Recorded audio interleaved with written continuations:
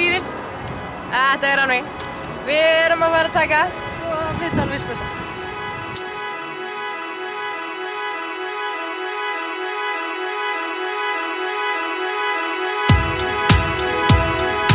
Ég er frá Ísafirði. Fæddist þar. Og ólst þar upp hjá afa mínum og ömmu og var þar alveg til 17 ára aldurs. Þá vildi ég bara fara út í einhverja ævintýri bara og nennti ekki vera lengur í skóla og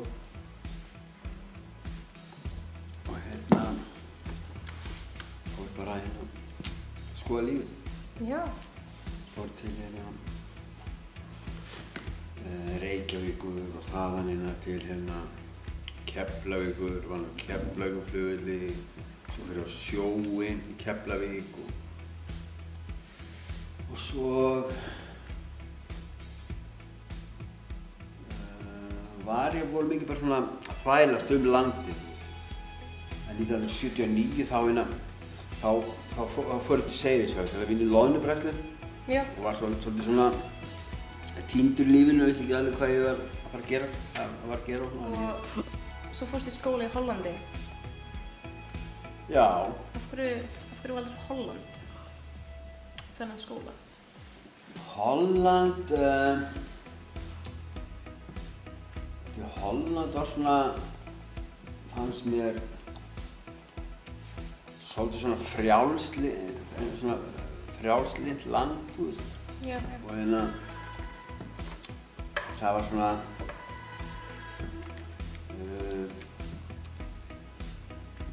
það var svona frekar frjálslynt og mér fannst Holland vera svolítið skemmtilegt land og ákvaði að fara bara þar í nám og líka þegar það kostaði heldur ekki mikið, ekki mikil skólagjöld en eins og þess og þannig ég fer til Hollands og eitt ár í skóla sem heitir Fræ Akademi eða Frjálsa Akademíin eða Frjálsi skóli, sko.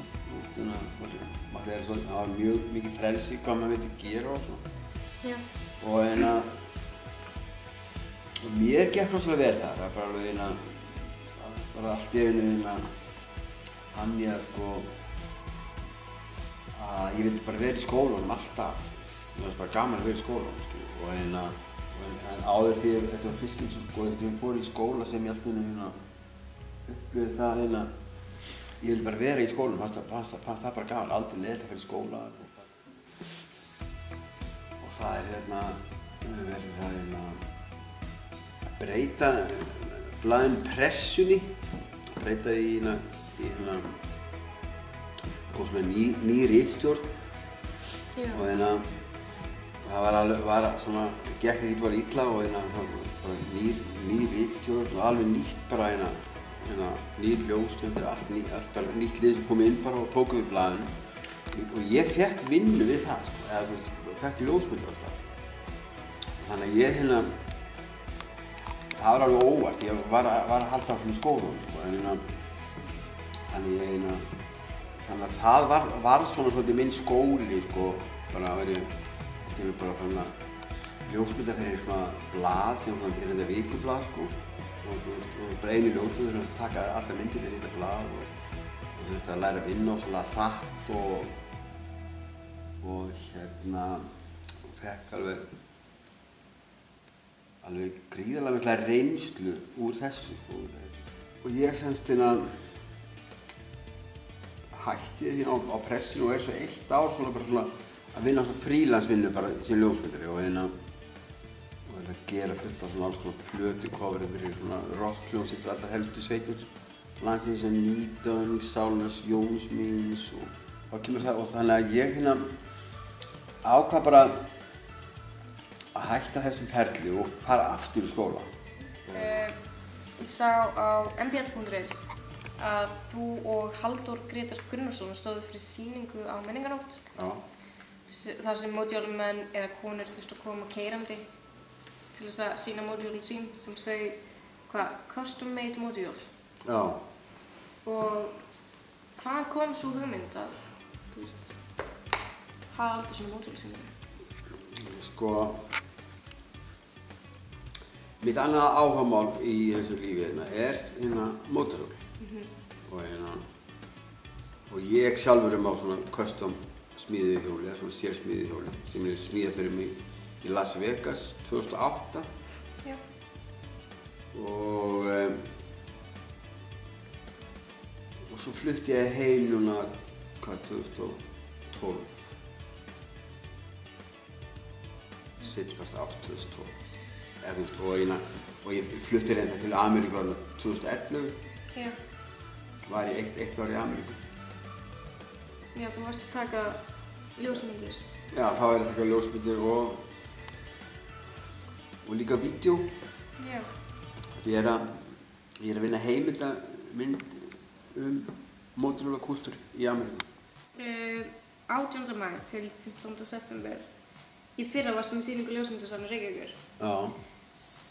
Já, sýningi hér nafnlaus sestur. Hvert var markmið þessar sýningar? Sko, þess að segja, þá er ég að vinna heimildamynd mótorhjólakultúrinn og þetta er afrakstur, þú veist, það er svona ekki þversnið af því sem ég hef verið að gera í svona mótorhjóla, sögu Bandaríkjanna.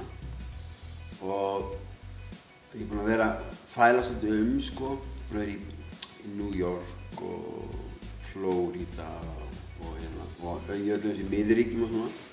Og búinn að vera að taka myndir af mótorhjólamönnum og kynnast þeim og svona. Og þetta er rauninni bara afrakstur af þeirri á nokkra ára vinnu sko. Og sem ég setti svo í rauninni upp, sýndi þetta þannig sko, þetta var svona í nokkuð svona tímaröð sko, alveg frá sko 2006 til sko 2012. Já, og markmið, já, þetta er bara þversnið af því sem ég hef verið að gera og þú veist, já. Hvað vakti áhuga þín á ljósmyndum? Svona.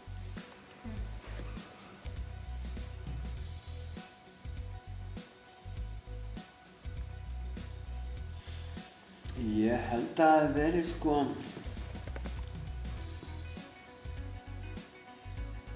að segja sögur.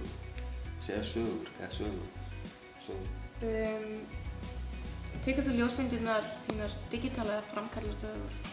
Þú fær á filmu? Já, núna ég geri aðalega digitala. Já. En það er ekki mjög langt sem ég geri alltaf filmu sko. Og geri líka aðeins alltaf filmu. Þú heldur friðarmáltíð. Já. Heldur hana hverju ári eða? Já. Hver er tilgangurinn á friðarmáltíðinni? Er þetta bara svona hráðborð eða? Nei, þetta er eiginlega bara svona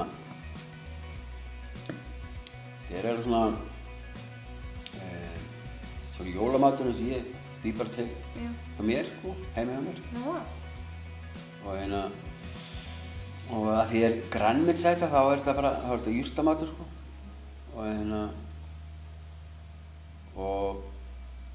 Og friðarmáltíð er bara jólamáltíð skilur. Já.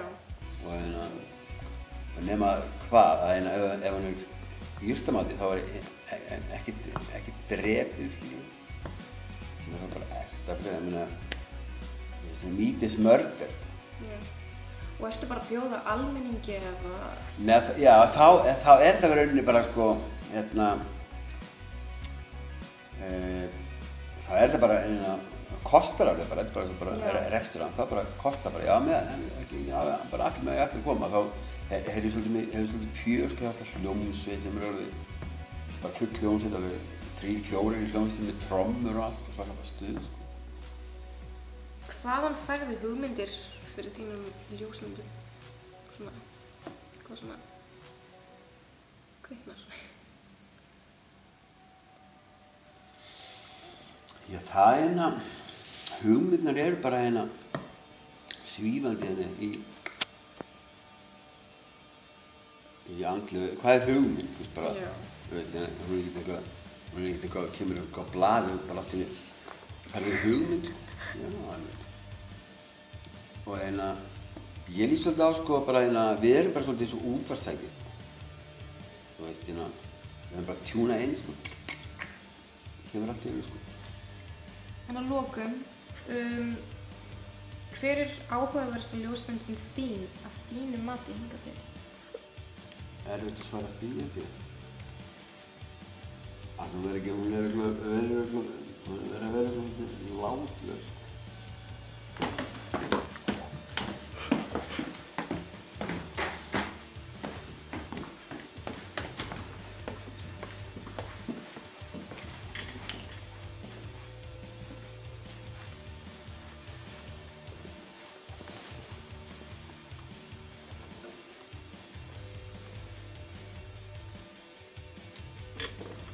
Það er líka að því að hún er svolítið vond. Þetta er eiginlega ekki góð mynd. En samt, er þetta góð mynd? Já. Já. Veistu hvað, þetta er ekki alveg svona, hún er ekki alveg góð. Það er ekki margir sem myndir bara stoppa og stara á hana, sko. Nei. Samt er hún flott. Af því að hún er líka svona óráð, ég vissi ekki hvað þetta er alveg. Þetta er svona portrett af þessum listamanni.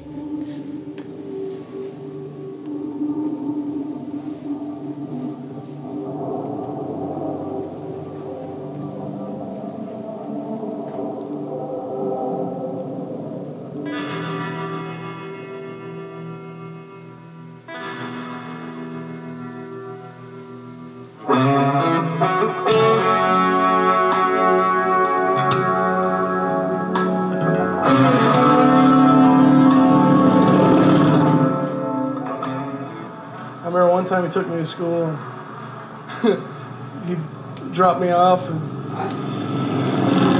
backed it in the front doors. And he was like, did a burnout, and like teachers are running down the hallway. Who was that motorcycle maniac? I was like, that was my dad. The lake's going this way and Dirty's going the other way. Woman comes by and goes, my God, a guy lost his leg!